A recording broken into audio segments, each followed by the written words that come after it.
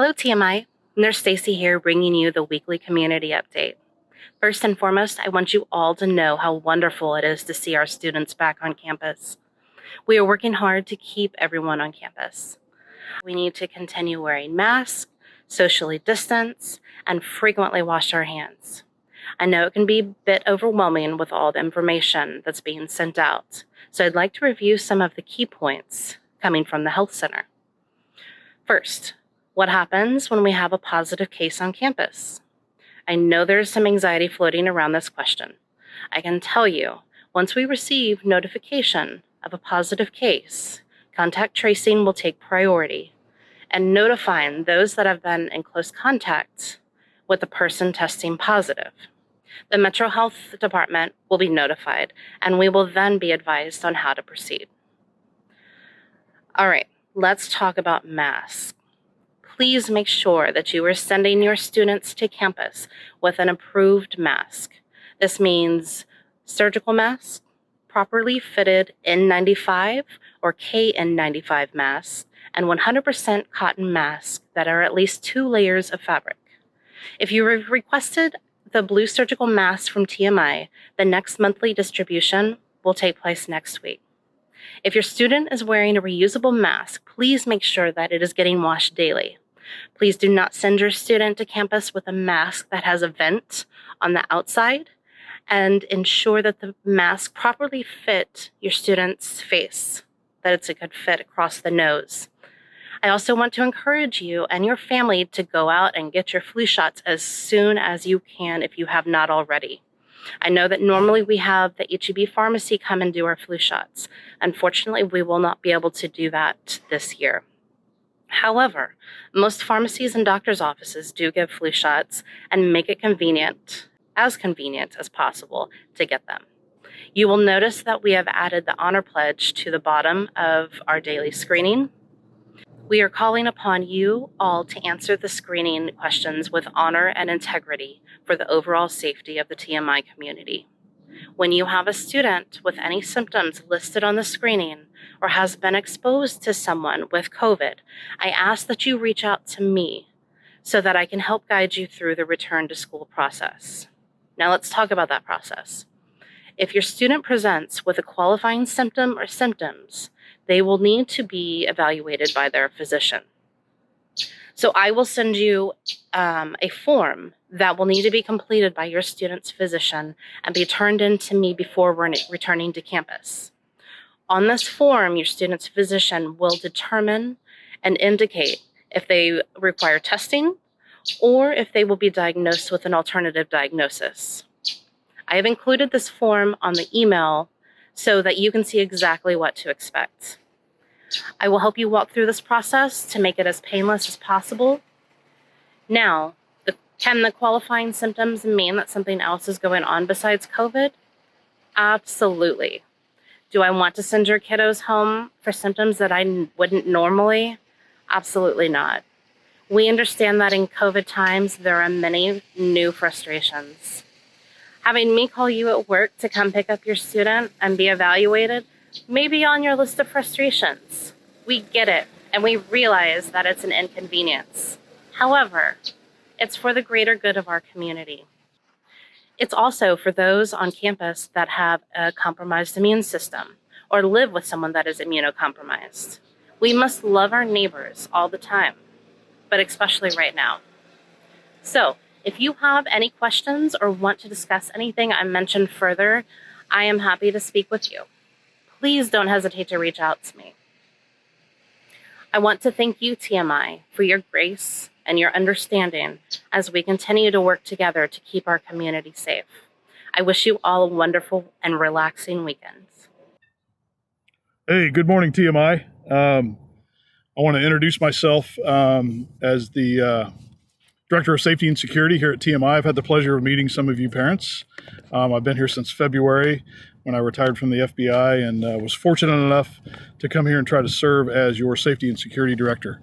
I want to talk to you a couple minutes today about a situation we have on campus that just needs to be rectified, and we fully realize that this is going to take some time and some effort, and logistically there's no easy answer for this right now. But what I want to talk to you today about is our current pickup and drop-off procedures.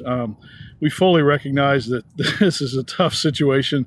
There's only so much asphalt, only so much parking, and only so many places we can put people for drop-off and pickup. So ultimately our goal is obviously to keep your children safe as they're accessing campus and leaving campus at the end of the day. So we have some situations that I'll discuss with you briefly and ultimately tell you what our plan is going to be pushing forward. But I can't guarantee you guys that this plan that we're going to try Monday is going to be the be-all, end-all plan as we continue to try to make things as convenient, but most importantly, as safe for you as possible for pickup and drop-off. So right now we have a situation where we have kids that are crossing the flag circle, our juniors and senior students trying to get to their cars, and it's a little bit of an unsafe situation to say the least, because we have a lot of people trying to pick up there and drop off.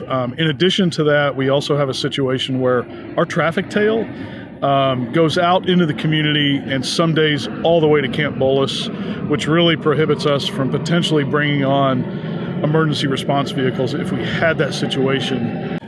And then thirdly, we also have a situation where the current drop-off and pickup we've used at the front part of campus, that's a fire lane, and we've got to try to keep that safe for the emergency vehicle response that could easily happen in the future.